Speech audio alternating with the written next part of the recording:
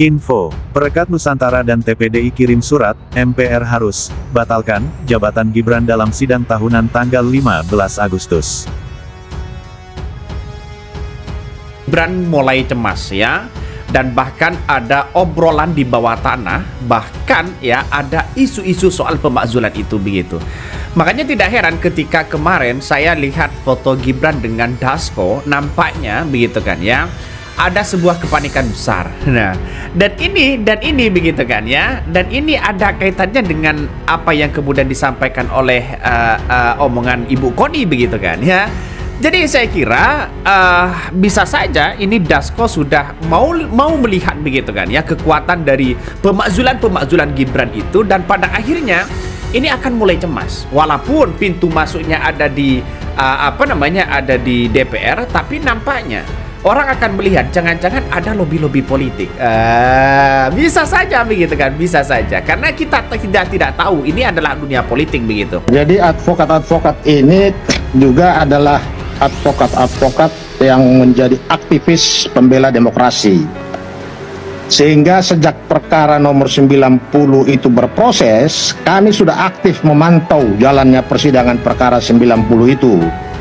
Bahkan tanggal 12 Oktober, artinya 1 minggu sebelum perkara 90 diputus, kami mengirim somasi kepada 9 hakim konstitusi itu supaya mundur dari perkara ini, perkara 90 itu. Kenapa? Karena kami lihat mereka punya konflik of interest, terutama Ketua Mahkamah Konstitusi Anwar Usman. Kami minta supaya mereka mengundurkan diri dari persidangan itu sesuai dengan perintah pasal 17 Undang-Undang Nomor 48 Tahun 2009 tentang kekuasaan kehakiman.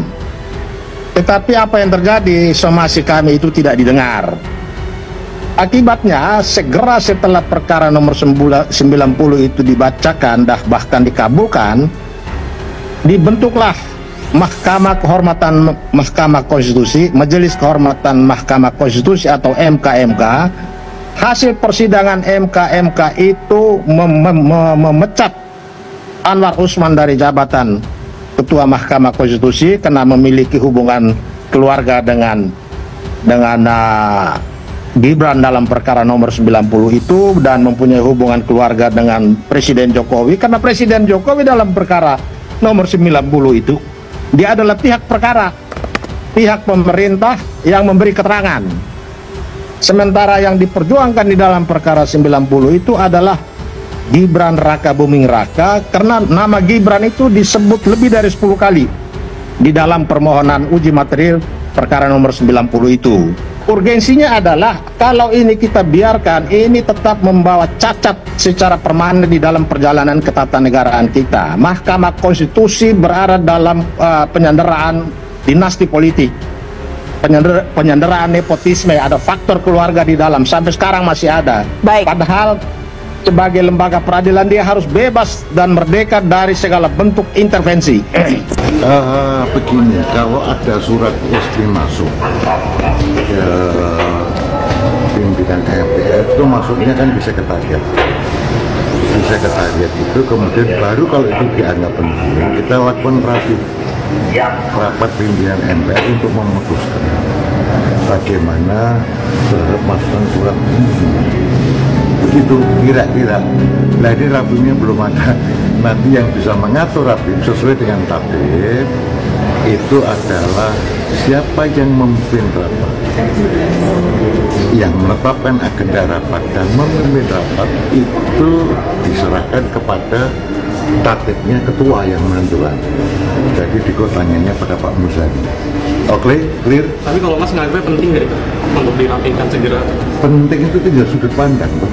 Iya, kalau Mas Acung. Kalau sudut pandang, kalau ada surat yang itu kalau dari lembaga resmi, pasti.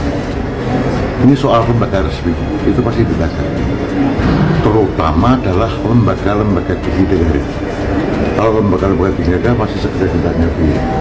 Kemudian pada level berikutnya adalah kementerian, lembaga tinggi negara. Kemudian di level kedua pasti segera ditanya, kan begitu ya, karena tugas MPR kan nanti bisa dibaca sama bisa dibaca di undang-undang toh. Nah, itu yang nanti penting dan tidaknya itu tergantung dari kacamata mana. Tetapi kalau respon terhadap sebuah surat, urutannya begitu. Oke? Forum Penagrawan ini bukan lembaga resmi menurut Abang? Coba dilihat, aku belum baca suratnya. Intinya adalah mengusulkan Bapak Wapres ini. Sebentar dulu, itu kan isi. Ya. Itu isi. Tetapi nomor satu kan institusinya dulu. Forum Purnawirawan TNI. Nah ya itu monggo. Nah itu nanti kan tinggal dalam rapat. Oke? Clear ya? Siap. Prabowo untuk menghindari gerakan masyarakat menuntut dia mundur atau menuntut dia dimakzulkan, ya sebetulnya juga sia-sia. Iya. Dia mau ditaruh dimanapun, ya jabatan wakil presidennya kan tetap melekat. Jadi dengan cara itu tidak akan mungkin menghentikan langkah masyarakat, aspirasi masyarakat menuntut Gibran untuk diberhentikan dari jabatan wakil presiden, atau kata lain didiskualifikasi. Jadi tidak ada tidak ada tawar menawar lagi Tidak ada tawar menawar. Solusinya memang harus dinyatakan diberhentikan. Kalau dimakzulkan Harus lewat DPR dan mencari kesalahannya apa saja. Harus bersidang dulu. Kalau dibawa ke Mahkamah Konstitusi, di sana masih ada pamannya melekat di Mahkamah Konstitusi. Iya. Dengan beberapa pemberitaan yang cukup menarik begitu bahwa dicueki DPR, Kone Bakri sebut nasib pemakzulan Gibran di tangan Dasko, mengatakan bahwa harus dia yang tendang. Nah, artinya apa? Artinya secara tidak langsung bahwa Ibu Kone sudah mengetahui gerak-gerik soal pemakzulan Gibran ini, pintu masuknya ada di Pak Dasko, ada di DPR. Kalau toh pada hakikatnya DPR melakukan itu dan menerima ya pemakzulan itu, ya pemakzulan Gibran itu selesai sudah. Nah, semuanya pintu masuknya ada di Dasko. Mengapa Dasko yang kemarin ketemu dengan Gibran nampaknya seolah-olah merepresentasikan bahwa seolah-olah seolah-olah aman-aman aja begitu kan ya. Ya dalam unggahannya memang Gibran memperlihatkan dirinya ya tengah duduk ya di satu meja dengan Dasko, keduanya tampak duduk berhadapan ya, terus kemudian tersenyum saling menatap kamera, terus kemudian Gibran mengenakan kemeja putih begitu kan dipadukan dengan celana krem, sementara Dasko tampil dengan kemeja batik. Nah, ini menandakan bahwa banyak hal yang kemudian diungkap oleh publik begitu. Jangan-jangan ada apa kok bisa-bisanya bertemu begitu. Dan pada akhirnya terjadilah begitu kan ya, omongan-omongan dan obrolan-obrolan di media sosial bahwa ini menandakan ada sesuatu hal yang kemudian direpresentasikan. Jangan-jangan Gibran ini cemas.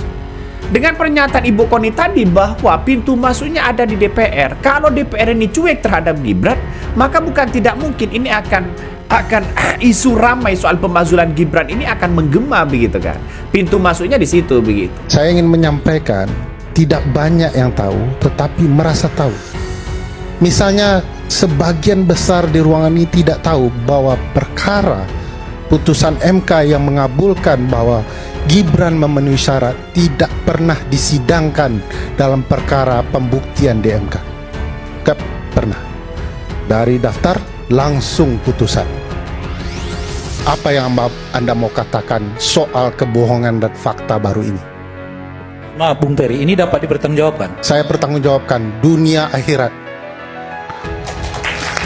Pertanyaannya, masihkah kita bermanis muka soal demokrasi? Saya paling menyedihkan di dalam dunia politik itu terdiri dari 3 manusia saja. Satu yang pragmatis, satu suka menjilat, satu terus bertahan dalam idealisme kesepian, memperjuangkan apa yang dia yakini benar. Saya melihat banyak sekali anak muda-muda yang baru ya, yang mencoba menjilat sekaligus pragmatis untuk mendapatkan keuntungan. Tapi di sisi lain saya percaya banyak anak muda yang sadar betul banyak haknya terlanggar. Dari sekian banyak anak muda, cuman satu anak muda yang boleh dapat karpet merah ini, yang namanya Gibran Rakabuming Raka. Saya tanyakan, berapa banyak anak muda yang pintar-pintar dengan segala prestasinya, apakah mereka dapat karpet merah ini? Banyak anak muda yang miskin, tapi tidak pernah punya kesempatan yang sama dari pelaku-pelaku kecurangan ini. Orkestrasi apa yang paling buruk menurut saya adalah mengorkestrasi konstitusi dan undang-undang untuk keuntungan pribadi keluarga sendiri. Makanya ketika kemarin Pak Dasko mengatakan dianggap menyindir partai PSI begitu, maka kemudian ini banyak ya ternak-ternak mall ini kepanasan yang sangat luar biasa. Ini kongres pertama ya. Kongres pertama. Saya ingat ada sebuah partai politik juga sedang kongres pertama. Tadi saya lihat-lihat apakah lambangnya Gapcraft berubah jadi kancil atau enggak. Ternyata enggak. Masih. Enggak. Saya pikir kan saking kreatifnya ini nanti yang sana berubah jadi, bukan saya ngomong, yang di sini ntar jadi kancil. Jadi politik kita sudah tahu benang merahnya begitu kan? Ya, benang merahnya sudah tahu. Makanya dengan adanya seperti ini, orang-orang di luar sana mengatakan begini, ya ini bukan Prabowo, Kone Bakri sebut nasib pemakzulan Gibran di tangan orang kuat. Ini harus dia yang tenang, kata netizen, beberapa media begitu kan. Artinya secara logika banyak hal yang kemudian kita lihat bahwa pernyataan Ibu Kone ini mengandung reaksi yang sangat luar biasa. Nampaknya mau selangkah lagi atau bagaimana pemakzulan Gibran ini akan menggema begitu.